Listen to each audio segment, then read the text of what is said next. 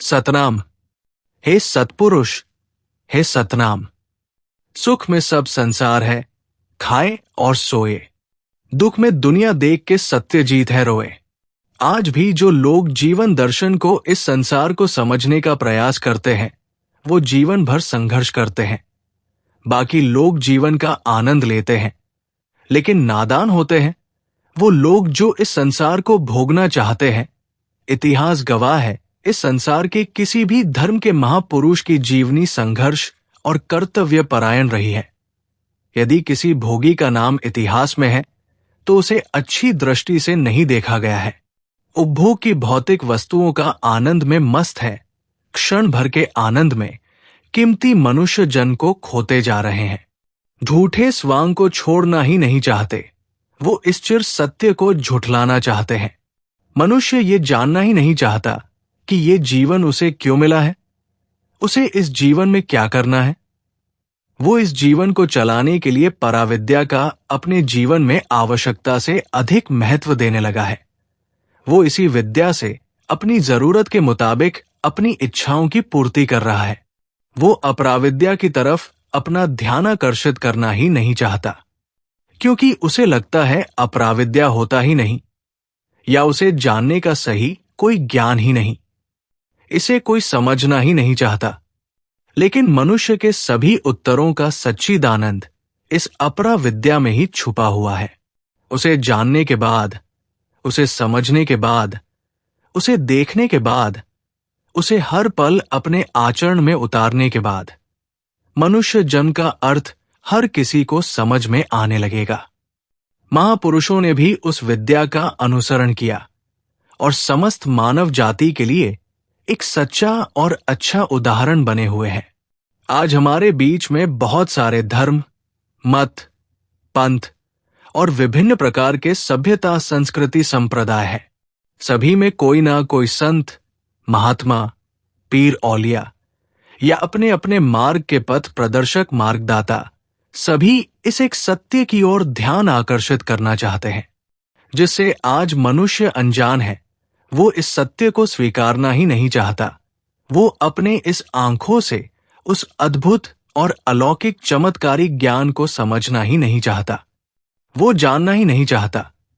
मनुष्य सभी उस ज्ञान को बेबुनियाद का समझने लगे हैं। वो इसे कोरी कल्पना या मिथ्या मार्ग या अधूरा अर्ध सत्य रास्ता समझने लगे हैं, क्योंकि उन्हें आज तक वैसा कोई मार्गदर्शन नहीं मिला होगा जो उन्हें इस अपराशक्ति अपराज्ञान की महत्ता को समझा सके। मैं इस बात से दुखी हूं कि संसार में रहने वाले चैतन्य प्राणी आज अपने अपने कार्यों में मग्न हैं। वो ये नहीं देख पा रहे हैं कि उनके साथ क्या होने वाला है। ये क्या हो रहा है वो समझना ही नहीं चाहता, जानना ही नहीं चाहता। वो अपने आशियाने को बनाने में लगा है। अपने माया जनित संसार को चलाने के लिए स्वार्थ में इच्छाओं को सजाने लगा है। मुझे दुख लगता है ये देखकर कि ये सब करके उसे कुछ नहीं मिलेगा, क्योंकि मकान भले ही कितने ही मजबूती से बना हो, प्रकृति के संपर्क में आने से वो क्षय अवश्य होगा, वो नष्ट अवश्य होगा। फिर उसके मेहनत का क्या? फिर उसके परिश्रम का क्या? उसकी लगन और निष्ठा का क्या? जिस परिवार के लिए उसने ये सब किया, अपने लिए उसने इतना जिद्दोजहद किया, नौकरी पाई, अच्छा मकान बनाया, अच्छे परिवार में उसने रिश्ता जोड़ा, अच्छा से अच्छा जीवन जिया, और अंत में प्रकृति किसी कारण से मृत्यु को प्राप्त किया। उसे क्या मिला? वो कहाँ गया? जो भी उसने किया, क्या इस योगदान का श्रेय इसे कोई दे रहा है? वो क्या उस श्रेय को प्राप्त कर सकेगा? नहीं, नहीं, नहीं, ऐसा नहीं हो सकता। मनुष्य जन्म इन चीजों के लिए नहीं। मनुष्य जन्म इन चीजों का भौतिक लाभ लेने के लिए जरूर है, पर इसमें फंसे रहने के लिए नहीं। उसे ये मानना होगा कि इस संसार को कोई ना कोई जरूर चल रहा है। वो शाश्वत सत्य है, वो परिवर्तनशील नहीं है, उसमें बदलाव नहीं होता। वो ईश्वर है, नित्य है, सनातनी है, दाता दयाल सत्पुरुष पिता है, जो हर पल, हर समय, हर वक्त आपको देख रहा है, सुन रहा है, जान रहा है। हम ही उससे अनजान हैं। हम उसे जानना नहीं चाहते और यदा कदा अपना जीवन व्यर्थ में गवा देते हैं। अब तो सुधर जाओ। कब तक इस माया की जाल में फंसे रहोगे? कब तक आंखें नहीं खोलोगे? कब तक नहीं सुनोगे?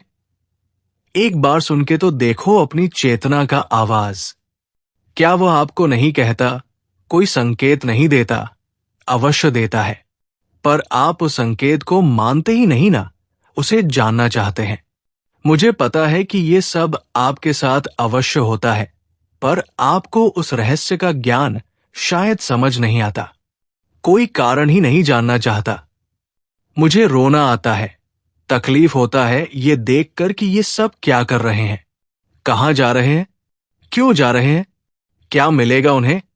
लेकिन भौतिक वस्तुओं को देखकर खुशी होता है कि मनुष्य काफी उन्नति कर लिया है। पहले पैदल चल रहा था, अब ब्रह्मांड पर जाने लगा है।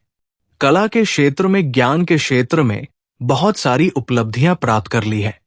सभी चीजों में मनुष्य आगे आता जा रहा है, पर आज भी परा और अपरा का ज्ञान अधूरा ही रह गया है। एक बार इस विषय में अवश्य चिंतन मनन करें। सत्यजीत बनर्जी।